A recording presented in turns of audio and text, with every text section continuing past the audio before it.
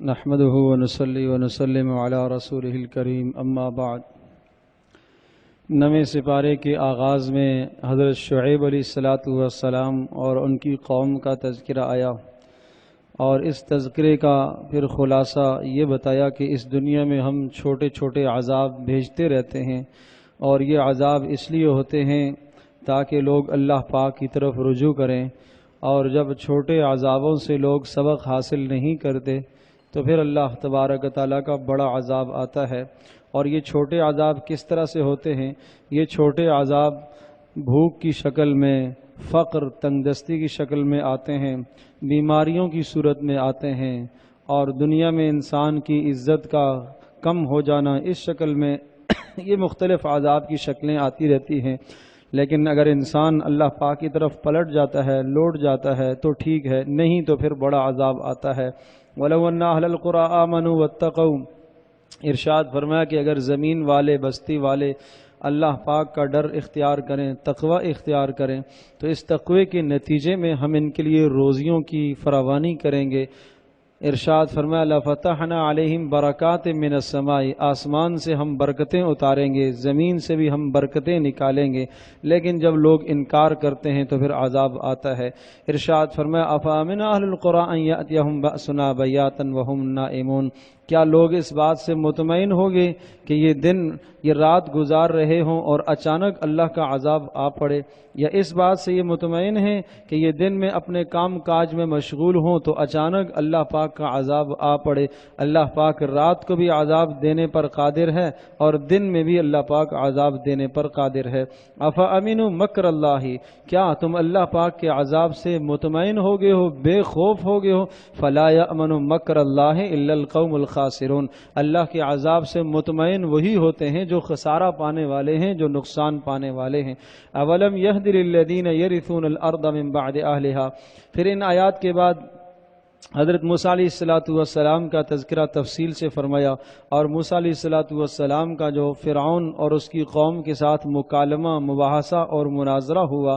موسیٰ علیہ السلام نے جو دو اپنے معجزات دکھائے، اللہ پاک نے موسیٰ علیہ السلام کو فرعون کی طرف اور بنی اسرائیل کی طرف نبی بنا کر بھیجا۔ موسیٰ علیہ السلام نے جا کر فرعون سے یہ کہا کہ ہماری قوم کو تم آزاد کرو۔ دو مقصد بعثت کے دیے تھے موسیٰ علیہ السلام کو، ایک تو اللہ پاک کی وحدانیت کی طرف دعوت دینا، اور دوسرا بنی اسرائیل کو فرعون کے چنگل سے آزاد کرنا۔ ان دونوں باتوں کو لے کر موسیٰ علیہ السلام فرعون کے دربار میں گئے، اور یہ دونوں باتیں اس کے سامنے رکھی۔ اس نے کہا اچھا کوئی دلیل لے آؤ اگر تم نبی ہو، تو موسیٰ علیہ السلام نے ارشاد فرمایا کہ اچھا اگر میں دلیل لے آؤں تو مانتے ہو؟ اس نے کہا ہاں مانوں گا۔ فَأَلْقَىٰ عَصَاهُ فَإِذَا هِيَ ثُعْبَانٌ مُّبِينٌ، موسیٰ علیہ السلام نے اپنی لاٹھی کو پھینکا اور وہ ایک بڑا اژدہا بن گیا۔ وَنَزَعَ يَدَهُ فَإِذَا هِيَ بَيْضَاءُ لِلنَّاظِرِينَ، اپنے سیدھے ہاتھ کو بغل میں دبایا اور پھر باہر کیا، دکھایا تو وہ سورج کی طرح چمک رہا تھا۔ تو یہ دو معجزے اللہ پاک نے عطا فرمائے۔ ثعبان عصا جب پھینکتے تھے اور وہ سانپ بن جاتا تھا، یہ اتنا بڑا معجزہ اور اتنا بڑا سانپ بن جاتا تھا۔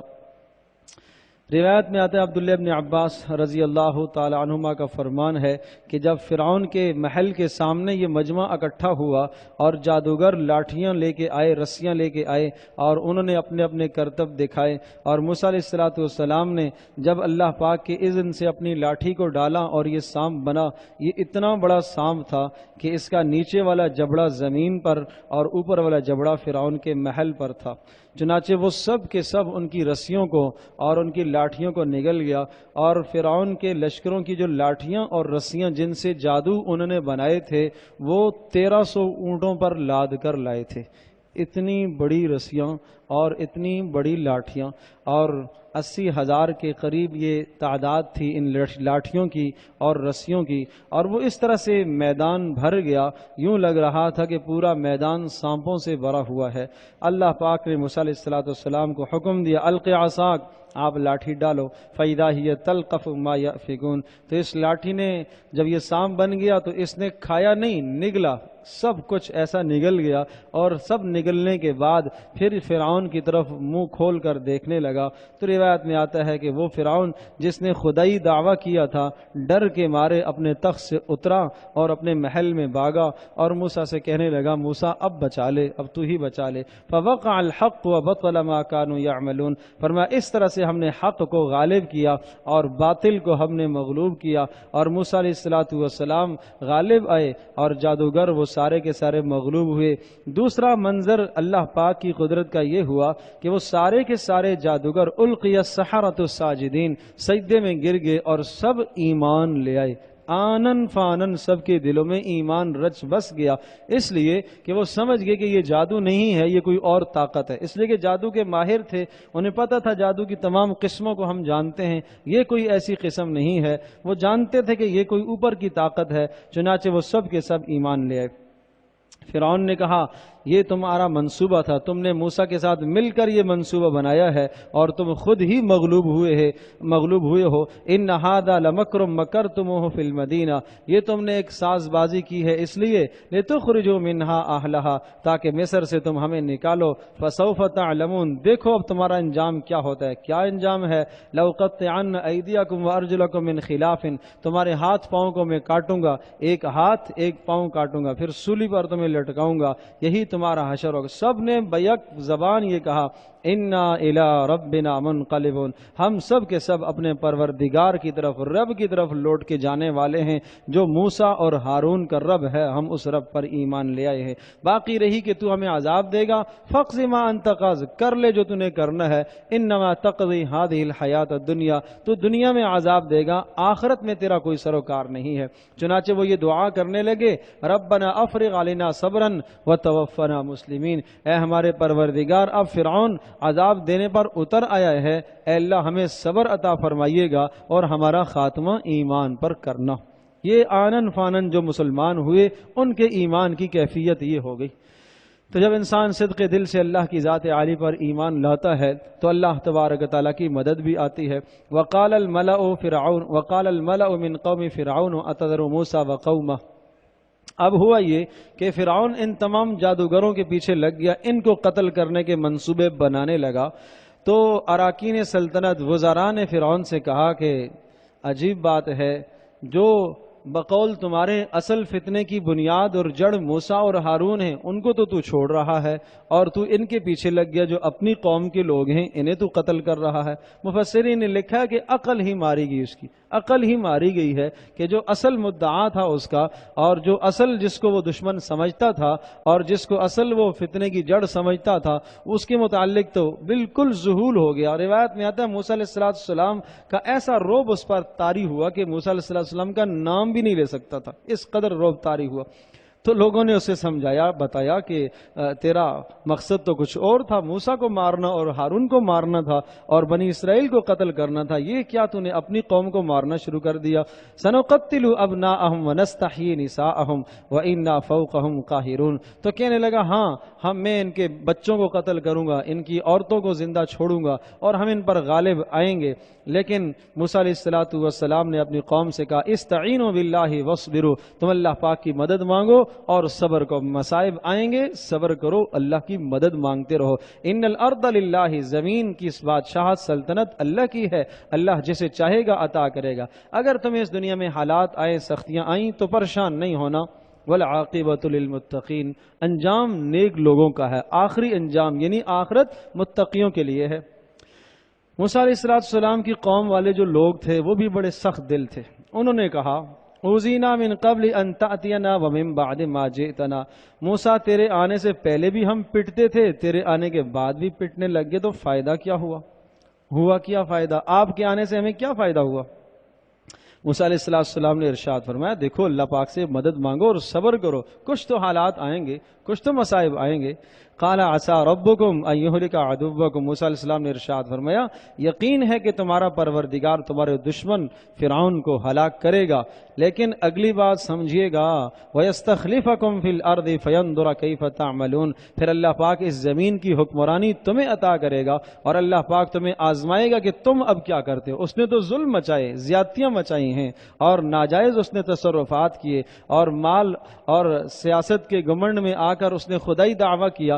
اب اللہ پاک نے تمہارے لیے امتحان لایا ہے، اللہ نے تمہیں بادشاہ دینے کا ارادہ کیا ہے اور اللہ پاک دیکھنا چاہتا ہے کہ اب تم کیا کرتے ہو۔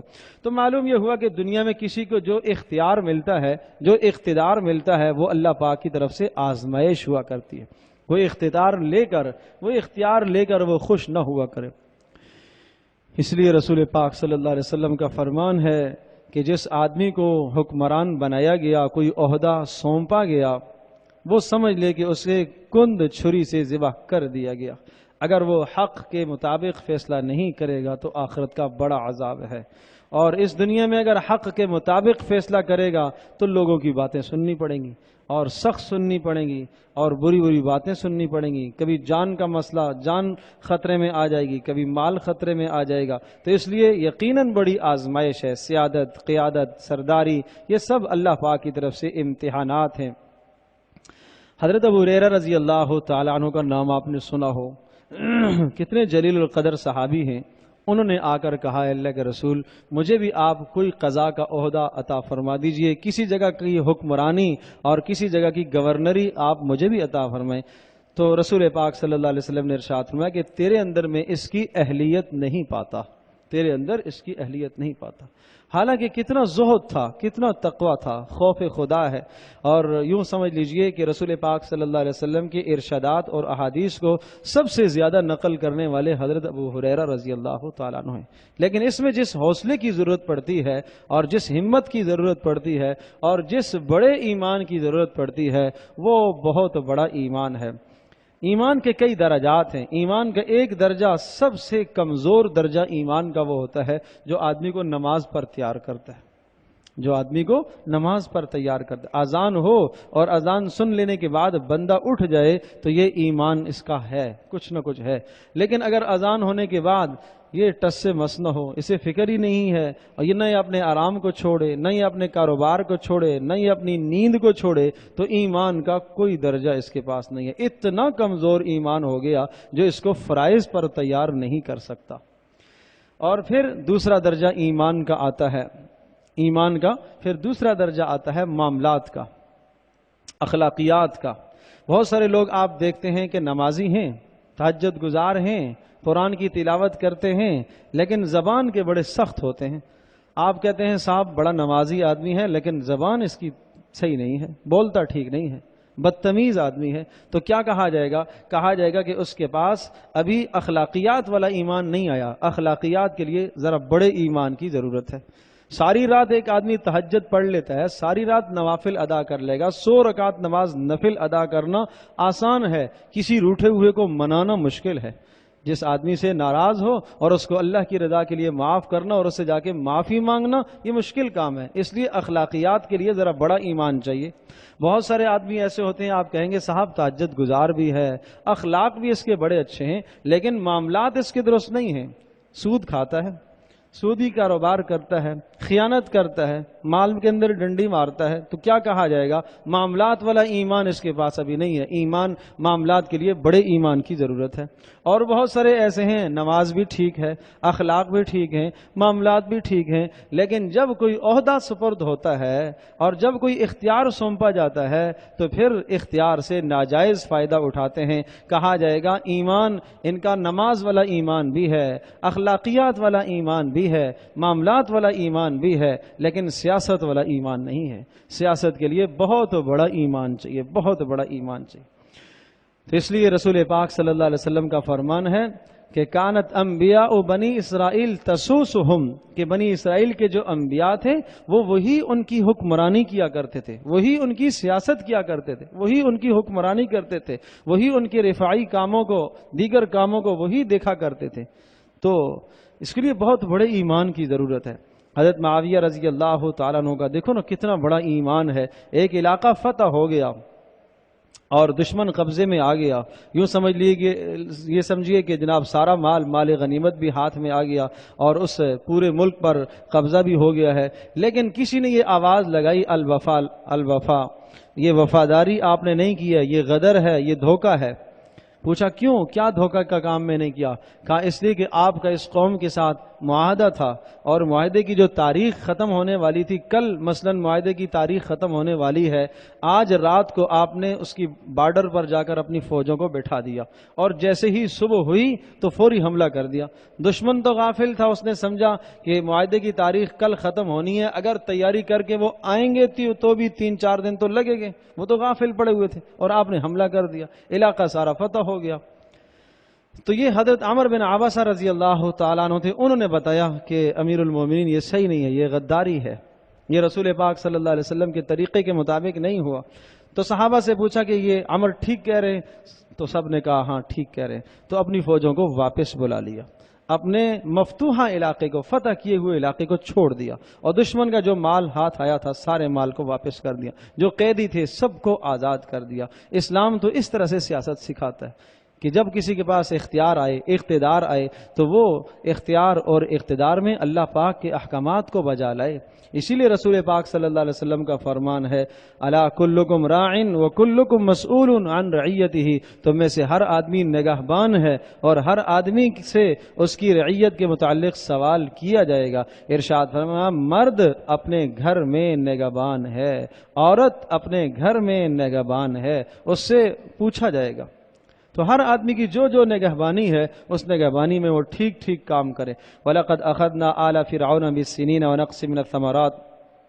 پھر اللہ پاک نے دنیا کے ان عذابوں کو ذکر فرمایا کہ جو فرعون اور اس کی قوم پر آئے۔ موسیٰ علیہ السلام نے فرعون اور اس کی قوم کو سمجھایا اور بہت سمجھایا، لیکن ظالموں نے نہ مانا، استہزاء کرتے تھے، اور جب بھی کوئی نشانی موسیٰ علیہ السلام معجزہ لے کے آتے کہتے یہ تو کوئی جادو لے آیا۔ فما نحن لک بمؤمنین، ہم ہرگز تیری بات کو نہیں سنیں گے۔ پھر اللہ پاک نے عذاب کی شکلیں اتاری۔ ایک عذاب پہلا آیا فارسلنا علیہم الطوفان، طوفان کا عذاب۔ ایک تو وہ بڑا طوفان جس میں فرعون غرق ہوا، اس سے پہلے ایک چھوٹا طوفان آیا، وہ یہ کہ ساری کھیتیوں کے اندر پانی بھر گیا، گھروں میں پانی بھر گیا۔ موسیٰ علیہ السلام سے کہنے لگے موسیٰ تو نے یہ کہا تھا کہ میرے پروردگار نے میری ہر دعا کو قبول کرنا ہے، پروردگار سے یہ کہو کہ اگر اس عذاب کو ہٹا دیتا ہے تو پھر ہم تجھے مان لیں گے، نبی مانیں گے، بنی اسرائیل کو بھی آزاد کریں گے۔ موسیٰ علیہ السلام نے دعا کی اے میرے پروردگار ان سے عذاب ہٹا دے، عذاب ہٹ گیا۔ پھر ظالم نافرمان بن گئے، اسی طرح سے پھر باغی ہو گئے اور ظلم کرنے لگے۔ اللہ نے پھر کچھ عرصے کے بعد دوسرا عذاب جراد، ٹڈیوں کا عذاب آیا، اور ٹڈی دل پورے کے پورے لشکر آئے اور سب فصلیں ان کی کھا گئے، چٹ کر گئے، اور یہاں تک کہ ان کے گھروں کے دروازے، کھڑکیاں، وہ بھی جس طرح سے دیمک لگ جاتا ہے آنن فانن، وہ بھی کھا گئے۔ کہنے لگے موسیٰ اب کی بار تو معاف کر دے، اور اب اگر تو نے یہ عذاب ہٹوا دیا تو اس کے بعد ہم تیری بات مانیں گے، ایمان بھی لائیں گے۔ موسیٰ علیہ السلام نے پھر دعا کی، پھر عذاب ہٹ گیا۔ پھر ظالم سرکش ہو گئے، باغی ہو گئے۔ پھر تیسرا عذاب قنبل، جوؤں کا عذاب آیا، گھروں کے اندر جوئیں، سروں میں، بستروں میں، برتنوں میں، ہر چیز میں جوئیں، جہاں وہ کھانے کی چیز نکالیں تو جوئیں ہی جوئیں نکلے، کیا کھائیں کیا پئیں، پانی میں بھی جوئیں نظر آئیں، کھانے میں بھی جوئیں نظر آئیں۔ پھر دوڑتے آئے موسیٰ علیہ السلام کے پاس، موسیٰ آخری بار ہے، اب بس تو یہ عذاب ہٹوا دے تو اس کے بعد ہم تیری بات سنیں گے، بنی اسرائیل کو بھی آزاد کریں گے۔ موسیٰ علیہ السلام نے پھر دعا کی۔ دیکھو نبی کتنا رحیم ہوتا ہے، پیغمبر کتنا مہربان ہوتا ہے، اتنی سرکشیاں، قوموں کی بغاوتیں اور ہٹ درمیاں، لیکن پھر بھی نبی ہاتھ اٹھاتا ہے کہ اللہ عذاب دور کر دے۔ پھر عذاب ہٹ گیا، پھر ظالم سرکش ہو گئے، پھر اللہ پاک نے ضفادع، مینڈکوں کا عذاب مسلط کیا، اور یہ عذاب ایسا آیا کہ جناب پانی کے لیے جناب گلاس منہ کے قریب کریں تو مینڈک اچھلتا ہوا باہر آئے، کھانے کے لیے جناب ہانڈی سے ڈھکن ہٹائیں تو اوپر سے اندر سے مینڈک نکلے، کھانے میں، پینے میں، بستروں میں، تو تنگ آ گئے۔ پھر موسیٰ علیہ السلام کے پاس دوڑے آئے، موسیٰ آخری بار ہے، اب تو عذاب ہٹوا دے، اب تو مان ہی لیں گے، ایمان لے آئیں گے اور اب کبھی ایسی حرکت نہیں کریں گے۔ موسیٰ علیہ السلام نے پھر دعا کی، پھر اللہ پاک نے عذاب ہٹایا، تو پھر سرکش ہو گئے ظالم۔ پھر پانچواں عذاب اللہ پاک نے مسلط کیا، خون والا عذاب۔ یہ خون والا عذاب یہ ہوا کہ جب پانی وہ اپنا گلاس قریب کرتے منہ کے تو وہ خون بن جاتا، اسی گلاس کو جب رکھتے اور موسیٰ علیہ السلام کی قوم کا کوئی فرد اس پانی کو پیتا تو وہ پانی ہوتا، اور یہ جب ہاتھ لگاتے فرعونی تو وہ خون بن جاتا۔ اس عذاب سے پھر تنگ آئے، پھر موسیٰ علیہ السلام سے دعا کی اور دعاؤں کی درخواست کی، موسیٰ علیہ السلام نے پھر دعا فرمائی، عذاب ہٹا، پھر ظالم سرکش ہو گئے تو پھر بڑا عذاب آیا۔ ایک وقت اللہ پاک مہلت دیتا ہے اور پھر فرمایا کہ وہ بڑا عذاب جس عذاب کے اندر اللہ پاک نے انہیں غرق کیا، وجاوزنا ببنی اسرائیل البحر فاتوا، تو ارشاد فرمایا کہ وہ پھر بڑا عذاب، سمندر والا عذاب، اس عذاب کے اندر اللہ پاک نے فرعون اور اس کے تمام لشکر کو تباہ کیا، اور پھر اللہ پاک نے موسیٰ علیہ السلام کی قوم کو نجات عطا فرمائی۔ پھر اس کے بعد موسیٰ علیہ السلام کی قوم نے جو بغاوت اور سرکشی کی، اس سرکشی کا یہاں پر بیان ہے۔ جب موسیٰ علیہ السلام کی قوم یہاں سے کامیاب ہو گئی، دیکھ لیا فرعون مر گیا ہے اور سارے کے سارے غرق ہو گئے ہیں، تو موسیٰ علیہ السلام ان کو لے کے نکلے اور سمندر جب پار ہو گئے اور پھر موسیٰ علیہ السلام نے ان کو بٹھایا۔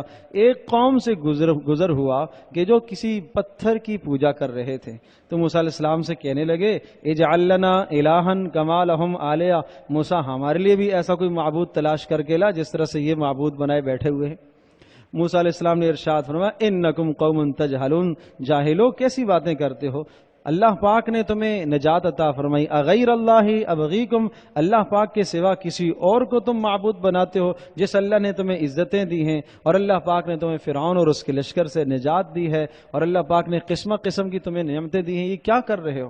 پھر سمجھ میں انہیں آئی کہ ہم غلطی پر ہیں، پھر معذرت کرنے لگے۔ پھر موسیٰ علیہ السلام کو اللہ پاک نے طور پر بلایا، وہاں کتاب عطا فرمائی۔ پھر اس کے بعد جب کتاب موسیٰ علیہ السلام لے کے آئے، پھر یہ اپنی قوم والے بگڑ گئے، ہمیں کیا پتا آپ کو اللہ نے کتاب دی ہے، ہم نے تو دیکھا نہیں ہے، ہمارے سامنے ہمیں ساتھ لے کے جاؤ اور اللہ پاک ہمیں کہے کہ ہاں موسیٰ ہمارا نبی ہے اور اس کی اطاعت کرو، پھر ہم مانیں گے۔ موسیٰ علیہ السلام نے پھر دعا کی کہ یا اللہ یہ تو یوں کہہ رہے ہیں، اللہ پاک نے موسیٰ علیہ السلام کی دعا کو قبول فرمایا۔ وَاخْتَارَ مُوسَىٰ قَوْمَهُ 70 رَجُلًا لِمِيقَاتِنَا، موسیٰ علیہ السلام کو حکم ہوا اچھا اپنی قوم کے 70 افراد کو لے آؤ، چنانچہ 70 افراد کو لے آئے۔ موسیٰ علیہ السلام جب طور پر پہنچے، اللہ پاک نے تجلی جب دکھائی اور تجلی کے مناظر آئے تو سب کے سب گر پڑے اور مر گئے۔ موسیٰ علیہ السلام جب دیکھا کہ سب کے سب مر گئے تو اللہ پاک سے کہنے لگے رب لو شئت اہلکتہم من قبل وایائی، اے میرے پروردگار تو نے مارنا ہی تھا تو پہلے ہی مار دیتا، ابھی تو نے مارا ہے، میں قوم کے پاس جب واپس جاؤں گا تو کیا جواب دوں گا؟ 70 افراد کہاں کر کے آگے ہو؟ وہ یہی کہیں گے کہ جناب فرعون کو وہاں غرق کروایا اور اپنے قوم کے افراد یہاں لے گیا، وہ پہاڑ کے اوپر جا کے مروا دیا۔ اتہلکنا بما فعل السفہاء منا، اے میرے پروردگار ان بے وقوفوں کی وجہ سے تو مجھے آزمائش میں نہ ڈال، تضل بہا من تشاء وتہدی من تشاء، اے اللہ تو جسے چاہتا ہے ہدایت دیتا ہے، جسے چاہتا ہے گمراہی کے راستے اس کے لیے کھول دیتا ہے۔ اے ہمارے پروردگار انت ولینا، تو ہمارا ساتھی ہے، تو ہمارا دوست ہے، فاغفر لنا ورحمنا، ہمارے گناہ معاف کر اور رحم کر۔ چنانچہ موسیٰ علیہ السلام کی اس دعا سے اللہ پاک نے ان 70 افراد کو دوبارہ زندہ فرمایا، اور پھر انہیں یہ کہا کہ دیکھو اللہ پاک کا کلام تم اس دنیا میں براہ راست نہیں سن سکتے ہو اور نہ تم اللہ پاک کا دیدار اس دنیا میں کر سکتے ہو، ہاں آخرت میں تم اللہ پاک کو دیکھو گے، اس قسم کے بےہودہ سوالات نہ کرو، لے جاؤ یہ تورات اللہ پاک کا کلام ہے اور جو کچھ اس میں ہے اس پر ایمان لاؤ اور اس کی اتباع کرو۔ پھر تورات کے اندر رسول پاک صلی اللہ علیہ وسلم کی صفات کو اللہ پاک نے ذکر فرمایا، کہا ان تورات والوں کے لیے ذمہ لازم ہے کہ یہ تورات پر ایمان لائیں، اور جو تورات میں احکام ہیں ان احکامات میں سے ایک حکم یہ بھی ہے کہ نبی امی اگر تمہارے پاس آیا تو اس پر ایمان لانا۔ رسول پاک صلی اللہ علیہ وسلم کا جو تذکرہ تورات میں تھا اس کا ذکر اللہ پاک نے یہاں فرمایا، قل یا ایھا الناس انی رسول اللہ الیکم جمیعا۔ پھر رسول پاک صلی اللہ علیہ وسلم کی نبوت کا اعلان ہے کہ حضرت صلی اللہ علیہ وسلم کی نبوت عالمگیر نبوت ہے، قیامت تک سارے انسانوں کے لیے، سارے زمانوں کے لیے رسول پاک صلی اللہ علیہ وسلم نبی ہیں۔ وَاسْأَلُهُمْ عَنِ الْقَرْيَةِ الَّتِي كَانَتْ حَاضِرَةَ الْبَحْرِ، پھر موسیٰ علیہ السلام کی قوم، موسیٰ علیہ السلام تو اس دنیا سے رخصت ہو گئے، ہارون علیہ السلام بھی چلے گئے، یوشع علیہ السلام کا زمانہ آیا، وہ بھی دنیا سے رخصت ہو گئے۔ پھر حضرت داؤد علیہ السلام کے زمانے کی بات ہے، انہیں حکم ہوا کہ ہفتے کے دن مچھلی کا شکار نہ کرنا، انہوں نے ہیلہ سازی کی، اور وہ ہیلہ سازی یہ کی کہ اچھا بھائی اللہ پاک نے ہفتے کے دن مچھلی کا شکار منع کیا ہے تو ہفتے کو یہ جاتے تمام مچھلیوں کو وہ ہانک کر ایک چھوٹی نہر میں جا کے بند کر دیتے اور اتوار کے دن جا کے پکڑ کے لے آتے، کہتے ہم نے ہفتے کو تھوڑا ہی شکار کیا ہے۔ تو یہ دین کے ساتھ مذاق اڑانا، استہزاء کرنا. 3 گروہ ہو گئے، ایک تو شکاری بن گئے، ایک خاموش ہو گئے، انہوں نے کچھ بھی نہیں کہا، اور ایک سمجھانے لگ گئے کہ بھائی ایسی باتیں نہ کرو، یہ اللہ پاک کی آیات کے ساتھ مذاق نہ اڑاؤ، اللہ کے حکموں کے ساتھ استہزاء نہ کرو. تو 3 گروہ بن گئے. اللہ پاک کا عذاب آیا، بندر خنزیر بن گئے. 2 گروہ جو شکار کرنے والے تھے وہ بھی، اور جو خاموش بیٹھے تھے وہ بھی، وہ دونوں کے دونوں ہلاک ہوئے. اور جنہوں نے سمجھایا اللہ پاک نے ان کو نجات عطا فرمائی. تو اس سے یہ پتہ چلتا ہے کہ گرد و نواح میں اگر ماحول بیکار اور خراب ہو جائے تو حتی الامکان آدمی سمجھانے کی کوشش کرے، حتی الامکان آدمی بتانے کی، زبان ہلانے کی کوشش کرے، تاکہ اللہ پاک کے یہاں انسان خود مجرم نہ ہو. وَإِذْ أَخَذَ رَبُّكَ مِن بَنِي آدَمَ مِن ظُهُورِهِمْ، آدم علیہ السلام سے اللہ پاک نے جو عہد لیا. آدم علیہ السلام جب اللہ پاک نے انہیں زمین پر اتارا تو آدم علیہ السلام کو عرفات کے مقام پر آدم علیہ السلام کو کھڑا کیا، اور پھر آدم علیہ السلام کی پشت پر اللہ پاک نے اپنی قدرت، اپنی شان کے مطابق ہاتھ رکھا. اس کا تذکرہ کسی حدیث میں نہیں، کیا ہاتھ تھا، کیسا تھا. لفظ یہ آیا کہ اللہ پاک نے اپنی قدرت کا ہاتھ رکھا. ذریت قیامت تک جو پیدا ہونے والی ساری ذریت تھی سب کے سب نکلے، اور سب سے اللہ پاک نے پوچھا کہ بتاؤ میں تمہارا پروردگار ہوں. سب نے اقرار کیا کہ ہاں اے اللہ تو ہمارا رب ہے. اور کہا یہ تو سے اقرار تمہارے سے اس لیے لیا گیا ہے تاکہ قیامت کے دن تم کوئی عذر نہ کر سکو کہ ہمیں کسی نے سمجھایا نہیں ہے. اب سوال یہ ہے کہ یہ اقرار تو ہمیں یاد نہیں ہے کہ کب آدم علیہ السلام سے نکالا گیا اور کب اللہ پاک نے ہم سے عہد لیا اور اقرار لیا. تو یاد رکھیے گا رسول پاک صلی اللہ علیہ وسلم کا فرمان ہے کل مولود یولد علی فطرت الاسلام، کہ ہر بچہ اسلامی فطرت پر پیدا ہوتا ہے. جب وہ پیدا ہوتا ہے تو اس کے دل کے اندر اگر اس کو آپ آزاد چھوڑ دیں تو اس کے دل میں یقیناً یہ بات آئے گی کہ کوئی میرا رب ہے، کوئی معبود ہے. یہ فطرتی مسئلہ اللہ پاک نے اس کے دل کے اندر ودیت رکھا ہوا ہے. فرمایا ہاں وَأَبَوَاهُ يُحَوِّدَانِهِ أَوْ يُنَصِّرَانِهِ أَوْ يُمَجِّسَانِهِ، پھر اس کے ماں باپ اس کو یہودی بناتے ہیں، نصرانی بناتے ہیں، مجوسی بنا دیتے ہیں. ورنہ بچہ جو پیدا ہوتا ہے وہ فطرت سلیمہ اسلام کی فطرت پر پیدا ہوتا ہے، اس کے دل میں توحید کا اقرار موجود ہوتا ہے. اور یہ وہی اقرار ہے کہ جو اللہ پاک نے ازل میں انسان کے دلوں کے اندر رکھا تھا. اور جب دنیا میں پھر نبیوں کے احکام اس کو ملتے ہیں اور کتابوں کی باتیں اسے ملتی ہیں اور کسی نیک مجالس میں وہ بیٹھنا شروع کرتا ہے تو وہ جو اندر ایمان کی دبی ہوئی وہ چنگاری ہے وہ پھر بھڑکتی ہے اور وہ روشن ہوتی ہے اور جسم پر اس کے اعمال تازہ ہوتے ہیں. وَاتْلُ عَلَيْهِمْ نَبَأَ ابْنَيْ آدَمَ بِالْحَقِّ إِذْ قَرَّبَا قُرْبَانًا وَاتْلُ عَلَيْهِمْ نَبَأَ الَّذِي آتَيْنَاهُ آيَاتِنَا فَانْسَلَخَ مِنْهَا فَأَتْبَعَهُ الشَّيْطَانُ فَكَانَ مِنَ الْغَاوِينَ. یہ ایک شخص تھا بلعم ابن بعورہ، موسیٰ علیہ السلام کی قوم کا آدمی ہے اور صاحب علم تھا، مستجاب الدعوات تھا، نیک صالح انسان تھا. موسیٰ علیہ السلام کی اپنی قوم، جب موسیٰ علیہ السلام نے انہیں سمجھایا، اللہ کے احکام بتائے، لیکن ظاہر سی بات ہے کہ خواہشات انسان کو اللہ کے احکام کی طرف نہیں جانے دیتی اور نفس کی پیروی کہاں انسان کو اللہ پاک کے حکموں کی طرف جانے دیتی ہے. تو یہ سب نفس کے پجاری بن گئے. موسیٰ علیہ السلام نے بہت سمجھایا، موسیٰ علیہ السلام سے بالآخر یہ تنگ آ گئے اور بلعم ابن بعورہ کے پاس جاتے ہیں اور یہ کہتے ہیں کہ بلعم تم کیا کرو، موسیٰ کے خلاف بد دعا کرو. سنا ہے تو مستجاب الدعوات آدمی ہے، موسیٰ کے خلاف تم بد دعا کرو. اس نے کہا نہیں میں تو بد دعا نہیں کر سکتا، موسیٰ اللہ کا پیغمبر ہے، اگر میں بد دعا کروں گا تو میں ہلاک ہو جاؤں گا. بہت اصرار کیا، مال کی لالچ دی، دنیا کی لالچ دی. تو اس نے کہا اچھا میں استخارہ کرتا ہوں. استخارہ کیا تو پھر لوگوں کو بتایا کہ نہیں، استخارے میں یہ بات آئی ہے کہ ہرگز بد دعا نہیں کرنا ورنہ ہلاک ہو جاؤ گے. پھر قوم نے اصرار کیا اور لالچ دی، ظالم لالچ میں آ گیا. بالآخر بد دعا کے لیے اس نے ہاتھ اٹھا لیے. بد دعائیہ کلمات موسیٰ علیہ السلام کے خلاف کہنے تھے کہ اس کی زبان باہر نکل آئی. فَمَثَلُهُ كَمَثَلِ الْكَلْبِ، کہا کتے کی طرح اس کی زبان باہر نکل آئی. یہ انجام ہے اس شخص کا جو حق کی مخالفت کیا کرتا ہے. جو حق کی مخالفت، نبی یا نبی کے کسی جانشین کی مخالفت کرتا ہے اس کا انجام یہ ہوا کرتا ہے، باوجود یہ کہ عالم تھا، اہل علم میں سے تھا، باوجود یہ کہ مستجاب الدعوات تھا، لیکن جب شیطان اس پر غالب آیا اور جب دنیا کی حرص اور لالچ نے اسے دبوچ لیا تو نتیجہ یہی ہوا، فَمَثَلُهُ كَمَثَلِ الْكَلْبِ إِن تَحْمِلْ عَلَيْهِ يَلْهَثْ أَوْ تَتْرُكْهُ يَلْهَثْ، پھر خاتمہ اس ظالم کا کفر پر ہوا، کفر پر مرا۔ اللہ پاک ہم سب کی حفاظت فرمائے۔ سَاءَ مَثَلًا لِلْقَوْمِ الَّذِينَ كَذَّبُوا، کہا بہت بری مثال ہے ایسے لوگوں کی کہ اللہ پاک کے احکام کے ساتھ جنہوں نے مذاق اڑایا۔ پھر ارشاد فرمایا وَلَقَدْ زَرَعْنَا لِجَهَنَّمَ كَثِيرًا مِنَ الْجِنِّ وَالْإِنسِ لَهُمْ قُلُوبٌ لَا يَفْقَهُونَ بِهَا، یہ کافر، یہ نافرمان، یہ باغی، ان کے دل ہیں لیکن اللہ پاک کی آیات کو سمجھتے نہیں ہیں، آنکھیں ہیں لیکن اللہ کی قدرت کی نشانیوں کو دیکھتے نہیں ہیں، کان ہیں لیکن اللہ پاک کی باتوں کو سمجھتے سنتے نہیں ہیں۔ جو یہ نہیں سمجھتے، نہیں دیکھتے، نہیں سنتے، اولئک کالانعام، فرما یہ چوپایوں کی طرح ہیں، بل ہم اضل، بلکہ ان سے بھی گئے گزرے ہیں، ان سے بھی غافل ہیں۔ اور ارشاد فرمایا اللہ پاک کے بہترین نام ہیں، جب تمہیں اللہ کو پکارنا ہو تو اللہ پاک کے ناموں سے اللہ کو پکارا کرو اور اس سے دعا مانگا کرو۔ اور رہی یہ بات کہ اس دنیا میں نافرمانوں کو، باغیوں کو اللہ پاک نے بہت کچھ دے رکھا ہے، املی لہم ان کیدی متین، ارشاد فرمایا یہ میری طرف سے ان کے لیے ڈھیل ہے، ان کے لیے مہلت ہے۔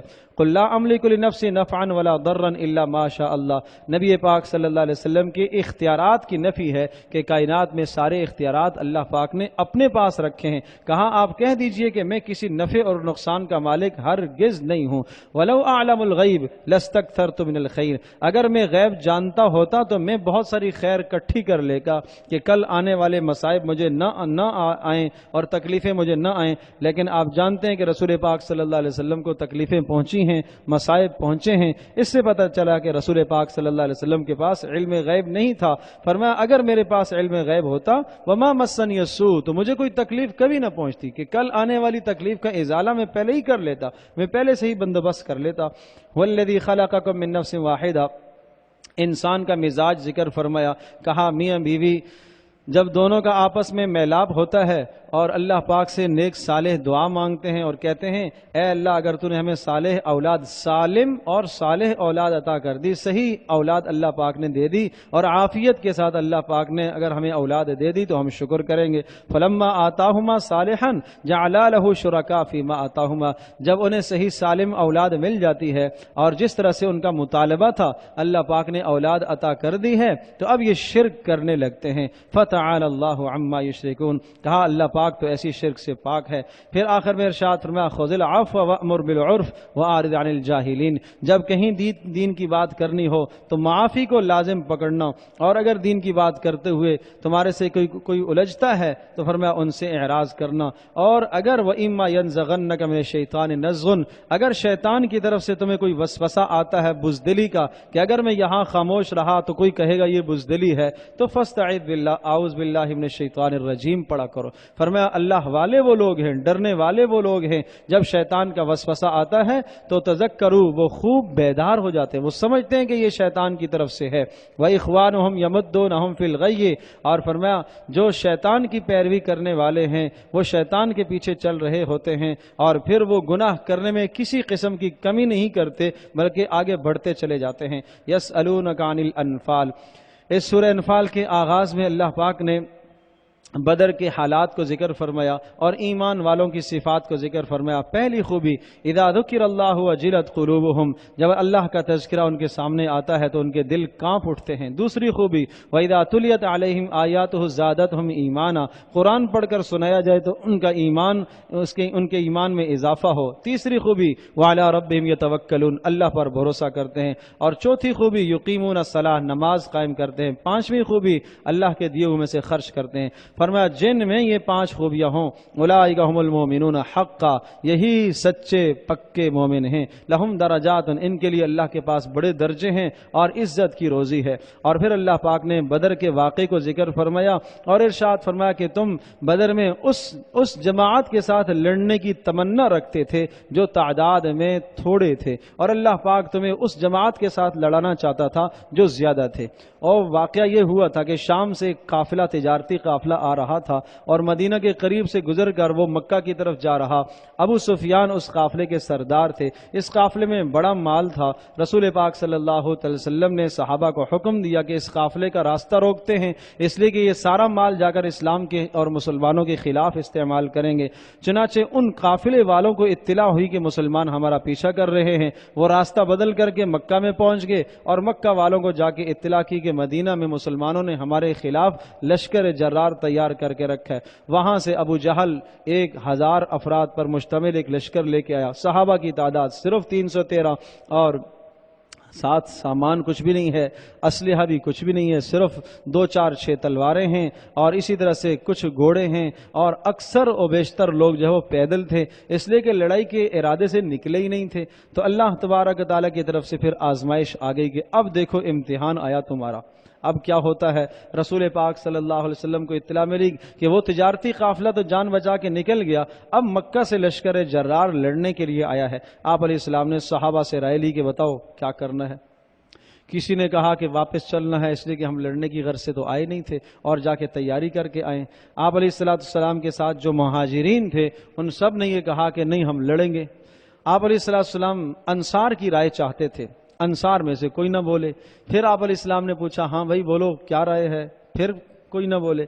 پھر انصار کے سردار حضرت سعد بن معاذ رضی اللہ تعالیٰ عنہ قربان جب وہ کھڑے ہوئے اور انہوں نے کہا اللہ کے رسول آپ چلیں، ہم آپ کے ساتھ ہیں، آپ کے پروردگار کی مدد ہمارے ساتھ ہوگی، ہم وہ بات نہیں کہیں گے جو موسیٰ علیہ السلام کو ان کی قوم نے کہی تھی فَاذْهَبْ أَنْتَ وَرَبُّكَ فَقَاتِلَا إِنَّهَا هُنَا قَاعِدٌ، کہ اے موسیٰ تو جان تیرا رب جان جا کے لڑو، ہم تو نہیں لڑ سکتے۔